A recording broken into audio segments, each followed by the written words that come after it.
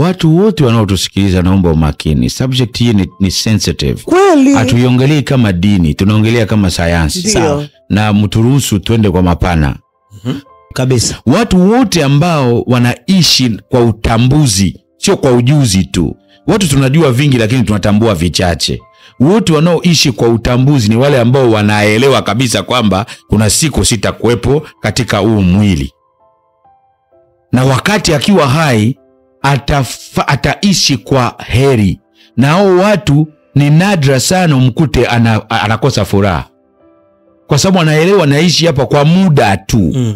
Nikiwa naishi hapa ndio muda wa kufurahi, ndio muda. Hakuna kitu kizuri kama ku-experience life hapa duniani. Kwa sababu tulikuwa nuru tu, alafu tukapewa mwili. Tunaishi ndani ya mwili. Ila bahati mbaya katika mchakato huo tunasahau kuna kufa na kuna kufariki. Ni vitu viwili tofauti. Watu wengi wanakufa, wachache wanafariki. Tofauti ni kwamba yule aliyekufa yeye mwili wake unaondoka na kumbukumbu zake katika utu unapotea. Wanaofariki ni wenye utu, wanaokufa ni wenye mwili. Andika. Okay. Watu wengi katika dunia hii, ili upime utu wa mtu, umwangalia na react vipi na matatizo. Akitendewa mabaya ana react vipi? Akiwa deceived, disappointed, fadhaishwa na mtu, anachukuaje hatua? Ana attachment asilimia ngapi na mwili wake? Kwa sababu wakati wote inabidi uelewe unaishi ndani ya mwili wako, ila wewe sio mwili wako. Takupa mfano mmoja tu. Upendo ndio una control asili ya utu. Na upendo ndio unaweza kujenga sekta zozote zile za maisha. Watu wengi tunaapa kwa upendo lakini hatuujui. Ndio maana utakuta ndoa nyingi sasa hivi zinaishia kwa taraka. Kwa sababu na hapa wakati wa shida na raha nitakuwa na wewe. Ila wakati wa shida ndio wanaachana. Ina maana unapendana kwa wakati wa raha, kumbe upendo hautafuti wakati wa raha. Upendo unaishi kwa shida. Upendo unaishi kwa mabaya na mapungufu. Sawa na nuru kuhitajika penye giza. Ukiwasha taa wakati mwanga bado mkali, hautaona impact yake. Let's get back to the topic. Watu wanaokufa ni wale ambao kumbukumbu zao zote zinakwisha. Na mwanadamu yeyote aliyefaulu ni yule ambaye aondoki mbali na watu walioondoka katika mwili. Emrudia tena hiyo doctor. Aliyenufaika, anayefaidi ni mtu ambaye wote waliofanikiwa kisawasawa ni wale ambao hawaendi mbali na wale walioondoka kimwili. Unamaanishaje? Wanakuwa mbali na miili yao, lakini wale watu wako bado karibu na wao. Nakupa mfano mmoja dhahiri kwa taifa la Tanzania. Okay. Tunarejea kwa Mwalimu Nyerere. Mwili wake haupo, lakini utu wake upo. Na unaona hali nchi inavyokwenda. Kwa sababu ya utu ule uliotukuka. Turudi kwenye concept. Sawa. Concept hiyo ya kifo, uwezi ukaishi vyema usipoelewa kwamba utakufa. Swala la kuondokewa na mtu ni ambayo watu tunalifahamu zote kwamba duniani waga hatuishi milele, kuna nyakati ambazo zinafika zinaondoka. Lakini sasa tumeanza kuona kuna tamaduni nyingi ambazo zilizokuwa zinaendelea nchini kwetu. Tunahisi tunaweza tukasaidiana katika hizo tamaduni kuona kwamba okay, kuna inaweza kawa iko sawa, hii haiko sawa, au hapa tufanye hivi tuweze kuendelea mbele. Mimi kuna msiba watu wanavaa sare. Msiba tunavaa nguo nyeusi. Tunavaa nguo nyeupe. Kuna msiba zamani watu wanakata nywele. Kuna msiba kabla tujaenda kuzika lazima chakula kipikwe tule. Na usipokula kuna msiba kuna watu wanakuangalia. Alafu baadaye tutasema ujaga halaki kwenye msiba. Lakini kadhalika kuna kitu kimoja ambacho mimi pia kinanishangaza sana dokta, kwamba anaweza kama mtu alikuwa ameugua na ameugua kwa muda mrefu na labda tumepata taarifa kwamba mtu huyu amelazwa na hali yake sio nzuri. Na huenda tungeenda kumuona, tungetoa machungwa shilingi 1000, machungwa shilingi 2000, lakini hatuendi. Tunasubiri siku amefariki, tunatoa mchango shilingi milioni 2, milioni 3. How is that? Sasa katika mila na desturi tulizokuwa nazo, hii kitu inatusaidia kweli? Which is better, kwamba kitu gani kizuri? Tungeenda kumuona wakati anaumwa, lakini hayo yote utayajibu wakati tunaendelea. Ila la kwanza utusaidie. Kwa nini watu huwa wanalia kwenye msiba? Sio tu kulia, making it a big deal, yani out of it. Ndio tunaichukulia yani ni bonge ya ceremony. Na vile vile Harris, mimi samani muongea vingi, umeongea, naomba nichomekeze na hiki. Marehemu ana Instagram. Nikuulize Harris Kapiga. Nashangaa. Marehemu ana Facebook. Marehemu yuko Twitter. So Twitter, yuko kwenye WhatsApp group. Rest in peace. Sasa unaweka picha and then unaandika rest in peace, you gone too soon, I will miss you. Huyo marehemu atasoma? Asante. Tatujibu. Kwa nini watu wanalia? It's interesting topic. First, kwa kweli tunawasalimu wote ndugu wasikilizaji kwa upendo wa dhati, na topic hii ni nyeti sana kwa maisha ya binadamu. Kwani hakuna tukio maalum na muhimu kwa wenye mwili sawa na siku ya msiba. Ina maana siku ya msiba ni muhimu kuliko hata siku ya kuzaliwa.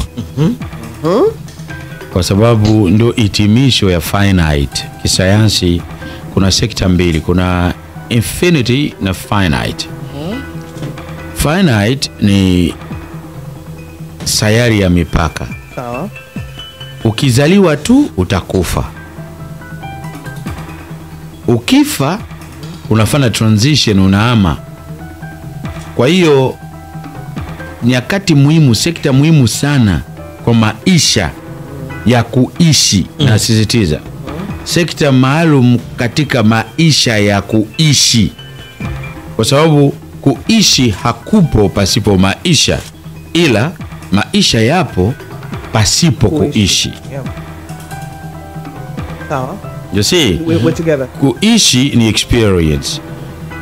Mtu akiwa ndani ya mwili anapitia mapito hayo, tunaita experience, ambayo tunaita kuishi. Lakini kuishi ni maisha yanahitajika, yanafanya mtu aishi. Takupa mfano, kuna cells ndani ya mwili wako. Kuna cells ya ubongo zinazoitwa neurons. Hizo cells mtu akiondoka katika mwili zinakuwa wadudu. Cells zote hizo ni wadudu. Okay. Ndio maana mtu akioza, anatoka wadudu wanatoka tofauti, lakini wa mwisho ndio wanakuwa wale funza. Kwa sababu wale wanakuwa wanakulana kule ndani kwa ndani. I'm gonna give you an example. Bahari ni kiumbe, sio kitu. Bahari inapumua kabisa. Ukikaa karibu na bahari utaona kabisa bahari inavyopumua. Na ukitaka kuishi vyema, kujitibu depression kwa mfano, stress, kwa categories nyingi, hata bipolarity, unaweza ukakaa na unafuatisha pumzi ya bahari, na wewe unapata harmony katika rhythm ya mapigo ya moyo. Ni tiba. Bahari ni kiumbe. Bahari ni kiumbe. Ndani ya bahari kuna wanyama wengine. Samaki, nyangumi, mamba kai kule generally, samaki mbalimbali. So bahari, tuseme tupeleke mfano wa mto kisha kauka, samaki wale ambao hawawezi kuishi kwenye tope kama kambale wanakufa, lakini hawafi moja kwa moja. Mtu akitoka katika mwili, vitu vingi ambavyo tunaitwa organs, kama moyo wako, moyo unaishi ndani ukiwepo wewe. Ni sawa na samaki wanaotegemea bahari. Neurons, cells ya mwili ni kama wadudu usipokuwepo. Ukiwepo wanakuwa active na wanaendeleza mtiririko wa maisha ndani ya kuishi. Kwa hiyo msiba, so when you die, kwa ufupi, ukifa zile cells hazifi. Ndio. Hazifi moja kwa moja, kwa sababu wewe ukifa yani wewe kwanza ufi. Mwili ndio unakufa. Mwili ndio finite. Tutafikia hiyo tutafafanua vizuri kwa kulia. Sawa. Kwa sababu tunaongelea sekta kulia, kwa sababu tunalia sekta mbili. Sawa. Ndio maana Arish amesema kuna wengine wanaajiriwa kulia, wanalia kwa sekta gani? Ndio tutaelewa hapa. Sawa. Well, topic za namna hii kwanza ndio inabidi muone machagua. Sawa baba. Kwa sababu watu wengi wafanikiwi kimaisha kwa sababu hawaelewi maisha. Sawa. So ukiwa unamfundisha mafanikio kabla hajaelewa maisha, ni sawa na kumwambia mauti kwamba ajitahidi kuwa na bidii. Sawa. Maiti mtu ameisha kufa. Sawa. Unamwambia sasa jitahidi kuwa na bidii wakati mtu hayupo tena. Ni sawa na kumwambia mtu ujitahidi kufanikiwa maishani wakati haelewi maisha. Hayuko hai, hayuko active kimaisha. Ina maana hapo unapoteza energy. Vipindi kama hivi hapa ndivyo vinafaa. Mtaona hata watu wote wanaotusikiliza sasa hivi hadi tufikie hitimisho, something will happen. Amen. Now, turudi kwenye sekta hiyo ya msiba.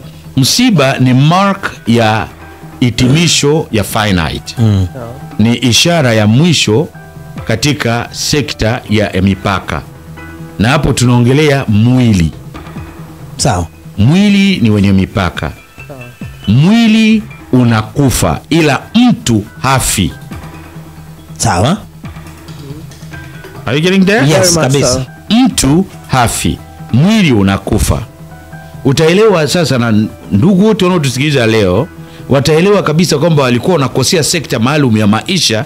Ndio maana wengi wanakuwa na attention deficit hyperactive disorder. Maana yake tabia zile za kitoto, yani mtu ana control na ana attention. Anashika hiki anaacha, anashika kila anaacha, anafanya biashara hii anaacha, anafanya ile, anaanza ndoa hii inakuisha, anaanza ile kule anaisha, anafanya, anasafiri labda matatizo yake yataisha wapi? Anafanya kazi hapa anaondoka. Hadi unakimbia kivuli chako. Mtafika pamoja. Dokta, kuna nakumbuka nilikuwa mdogo na mpaka nimekuwa nayo, kuna mtu aliniambia kwamba when a person dies, mtu akifa akiwa yuko pale kwenye jeneza, watu wanalia. Rekebisha kwanza concept hiyo, mtu afi. Haya, mwili ukifa. Yes. Hey! Tuko darasani. Uliza maswali vizuri. Mwili ukifa. Ule mwili ukiwa kwenye coffin, ukiwa kwenye jeneza, unakuaga yani mtu binafsi anakuwa anaona kila kitu kinachoendelea. Sasa sijui kama ni kweli, yani kwamba anaona Haris anagaragara pale analia, anaona Lily anasema yes ameondoka, yani msiba ana participate vizuri sana, kwa sababu as you said mtu hafi, ni mwili unakufa. Sasa I don't know if this is true, kwamba the spirit, roho inakuaga bado ina hover around kipindi cha msiba. Kwa sababu kuna swali moja tunadili. Kuna swali moja tunadili. Ile pale inakuwa swali lingine. Sawa, lakini limeletwa kwa sababu ya sentence uliyoisema. Yes. Well, mimi nikafikiri kitu kimoja Dr. Kwamba Lilian alichokisema mimi nakihold, nitakikumbuka kwa sababu akili yangu iko vizuri. Kwamba tuliuliza, ulikuwa unajibu swali, kwa nini? Yes. Watu huwa wanalia. Kwamba tumalizie hapo kwa hizo dakika 2 alafu tutarudi tu. Usipoteze hilo. Kamate hilo Taliuliza. Niko makini kweli leo. Okay.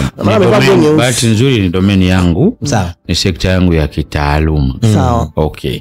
So kuna namna mbili ya kulia. Unalia kwa dhamiri na unalia kwa akili isiyofikika. Wanaolia kwa akili isiyofikika ni wale ambao walikuwa karibu na huyo mtu na wanamfahamu. Okay. Na wanaolia karibu na dhamiri ni wale ambao wanatumia old brain, ubongo wa kale. Wanaji-identify kwa yule aliyekufa kama na wao pia watakufa. Lakini wale ambao wamefiwa na mtu wao wa karibu wanaumia na huzuni wao ni mzito, maumivu yao ni makali, wana grievance kutoka moyoni, akili isiyofikika. Kwa hiyo hao watu wanalia, tunalia tofauti. Kuna wanaolia kwa old brain ya wakili isiyofikika, wanaji-identify wenyewe kwamba na wenyewe siku watakufa. Lakini kuna wale ambao wanalia, wana grievance yao inatokana na akili isiyofikika. Walikuwa na personal touch kama baba, mama, kaka, dada, mtoto, mume, mke. Akifa, wale wa karibu na yeye waliokuwa wanamjua kwa karibu watahisi kabisa kwamba huyu hapa hatutamuona tena. Are you getting there? Tunarudi katika watu wa zamani. Watu wa zamani walikuwa na baki na historia za wahenga. Baba yetu alisema hivi, mama alisema hiki. Mimi ninayeongea na nini hapa sasa hivi, nakumbuka baba yangu wakati wote. Mwili wake siuoni, lakini yeye yupo, na kuna taswira potofu hasa Afrika. Kwa maana hiyo, okay, Nyerere alikufa, alifariki? Alifariki. Asante, tuendelee. hapa kwetu Afrika tuko nyuma sana. Kuna mtu anasema Afrika sisi tunataka miko, tunakataa vitu vyetu, tunazingatia vitu vya wazungu. We got to be realistic. Mwenzako akifanya jambo ambalo linaeleweka kimantiki, ufuatishe. Leo hii radio tunaotumia sio teknolojia yetu. Ndege tunaopaa nao kwenda Ulaya sio teknolojia yetu. Sisi teknolojia yetu ni ungo. True. Ni ufagio. Nice. Ndio teknolojia ya kwetu. Upakia abiria unakwenda peke yako. Ukiwa uchi. Unaona sasa historia hiyo unaongezea pia vizuri. Kwa hiyo mtu sio kwamba vitu vyote wazungu wanavyovifanya ni sawa. Wanakosea tena sana. Okay. Kwa sababu sisi kumwamini Mungu tunawazidi wao. Wao wanaamini cosmic zaidi. Sisi tunaamini universal lakini bila kufahamu. Kwa kubahatisha, kwa bahati nzuri unakuwa universal. Na watu wa kupatikana design hiyo Afrika tuko wengi kuliko kule kwa wenzetu. Lakini wao cosmic wako fit. Ndio maana sayansi wamedevelop faster. Absolutely. Lakini sisi katika utu ule tuko karibu na kuishi vyema kiutu. Tatizo linatokea wapi? Kwa mfano, mtu akiondoka katika mwili, tofauti yake na wewe ni kwamba wewe na mwili yeye hana. Bas. Like that. We are just a spark. We're just a spark, Harris. You get it? Just a spark. What does that mean? Nuru, yani kanuru. Yeah. Kanuru kadogo. Yani kila mmoja wetu ni nuru. Mtu akifa anaondoka katika mwili ni giza. Ndio maana rangi zinakuwa black and white. White inaashiria innocence ya kwake, kwamba hatakuwa tena na kasoro.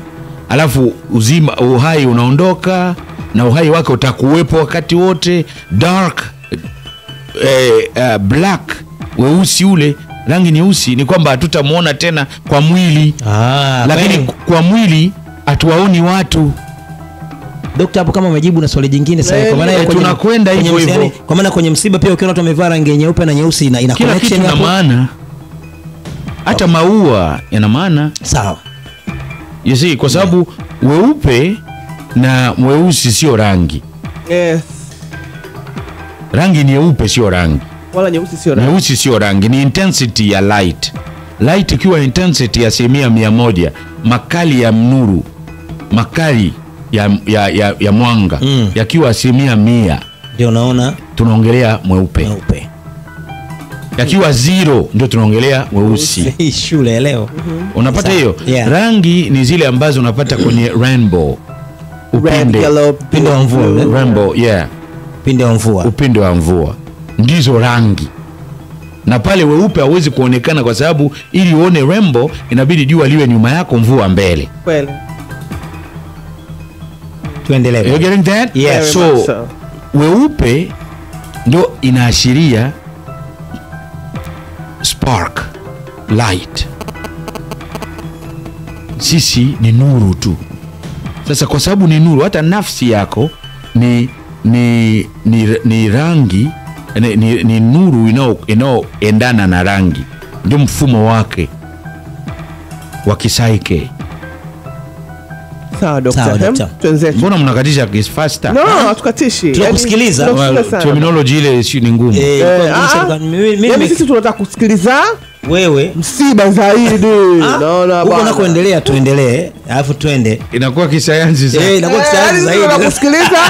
Yaani mtu kafa inakuaje? Naona bwana. Na tumalizie ile kote kwa nini watu wanalia. Usitupoteze zaidi dokta. Turudi pa malizia hizo za kwako za kitaalamu, lakini tuambie ulitoa sababu 2 za familia na ukaongea concept ya kifo, alafu tunamalizaje hapo kabla tujahamia kwingine. Turudi kwenye concept. Sawa. Concept hiyo ya kifo, uwezi ukaishi vyema usipoelewa kwamba utakufa.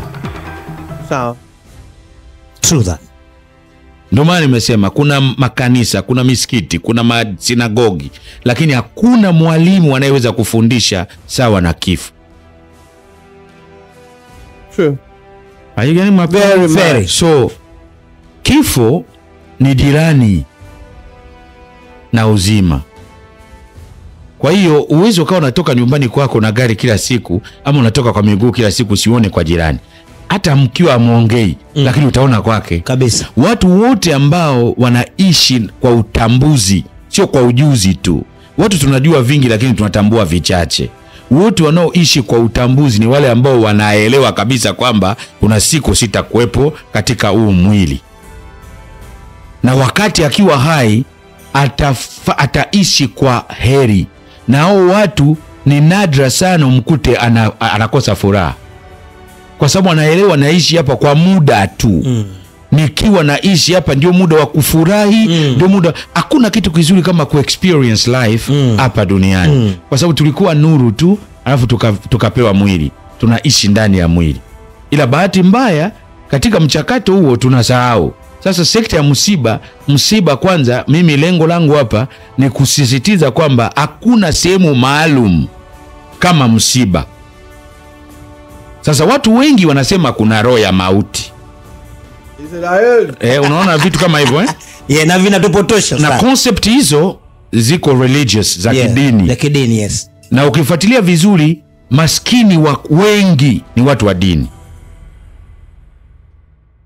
Are you getting my point? Yes. Kwa nini? Kwa sababu kuna vitu vya kukubali na vitu, kwa mfano ukienda kusafisha ulikozika baba, unakwenda kutembelea marehemu. Yesu mwenyewe, tunatoa mfano wa Yesu. Sawa. Wanawake walikwenda kufanya usafi makaburini. Je, walikufuru? Hajakufuru. So uwe mbali, unakuwa mbali na mwili wa mtu aliyekufa. Sio wewe umemuua. Are you getting that? Yes. Sisi binadamu tumepewa ruhusa kuchinja, sio kuua. Unaelewa tofauti ya kuchinja na kuua? Unachinja ili ule. Nimekuelewa. Yeah. Okay. Lakini anayeua ana lengo la kula. Kwa sababu ukiondoka katika mwili, watu walioondoka kwenye miili yao, impact ya bado ipo, kwa sababu kuna wengine wamevolunteer kuendelea kuwa karibu na wakwao. Na mtaki niongee lugha ya namna hiyo, ila mniruhusu niendelee. Sawa. Kila mtu aliyezaliwa ana guardian angel, kuna malaika wa kwake. Bahati mbaya kuna watu hadi tangia azaliwe hadi amekufa hajawahi tumia malaika wake.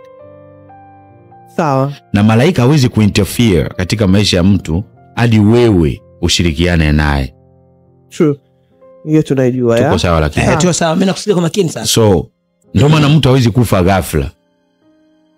Wanaogopa kifo hawaelewi maisha. Good one. Yaani ukitaka kupima kama wewe unaelewa maisha au la, una concept gani na kifo? Kwa sababu kuna watu hata ukiongelea topic ya kifo anaogopa, anaona kama atakufa. Sasa wewe unatoka kwako kila siku, nyumba ya jirani uoni. Ina maana wewe akili yako sio timamu. Hata usipoongea na kifo lakini utaiona, kwani ukiwa hai unatizama kifo. Yes. Mtu akifa katika kisayansi, kwanza ubongo wake haufi kwa kuwa na yeye kuwa active. Anaweza kapimwa na vyombo vya kisayansi vya sasa hivi vya hapa vya mwili kwamba atakuwepo bado katika hali ya kuingia ndotoni kwa dakika 7. Mtu amekufa hapa pap, asiakata roho. Lakini ni topic nani? Okay, twende baba, huko tusiende. Katika Hebrew Kabbalah systematic system ya numerology, ukijua siku lizaliwa, mwezi na mwaka, unaweza ukafanya hesabu utakufa tarehe ngapi. Sio mwaka lakini tarehe unaweza ukapata. Twende. Well, asante doctor, tusaidie. Tuendelee mbele.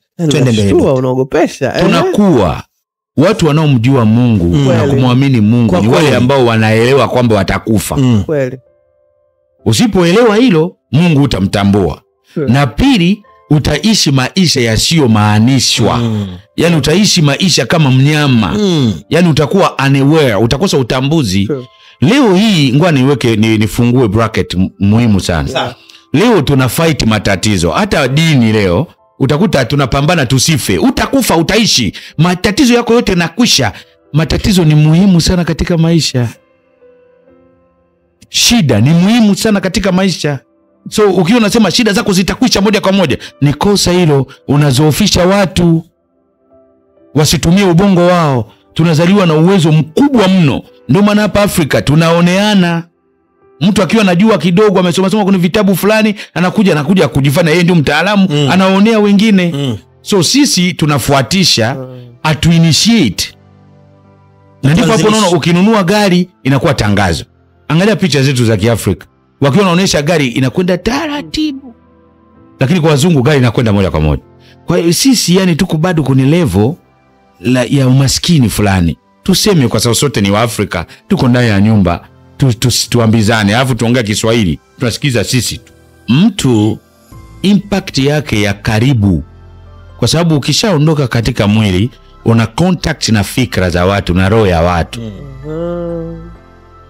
Ukiondoka katika mwili bado una impact na roho ya. Kwa hiyo swali la Lilian inakuwaje ambacho ndio tunakuja. Sawa. Impact ya mtu kwa wale wa karibu na yeye, kwa watu wake ni siku 40. Impact. Hapo unasema impact ambao matokeo yake, mguso ule unaoweza kuwa na ukaribu unaodhirika. Mnahisi kabisa yupo. Tunaanza kwanza kwa wale ambao mlikuwepo na yeye. Kwa sababu yeye yuko ndani ya sekta nyingine, relativity. Tuna relate proportionally. Mtu mwenye mwili anaendana na wenye mwili. Mtu mwenye roho anaendana na wenye roho. Sasa asilimia kubwa ya watu ambao wanakaa katika mwili hawajitambui kwamba wao ni roho. Sawa. Wanajisoma kwamba wao ni mwili. Ina maana kuunganika na roho ni ngumu. Na ndio maana kulala vyema ni muhimu sana. Kwa sababu ukiwa unalala kiafya, utaruhusu dimension ile anze kufunguka. Sawa. Yeah. Kwa sababu utakuwa stress free, utakosa stress, na ukikosa stress ina maana utakuwa na nguvu ya ndani. Na hali hiyo inaashiriwa katika mental condition. Fikra yako ikiwa positive.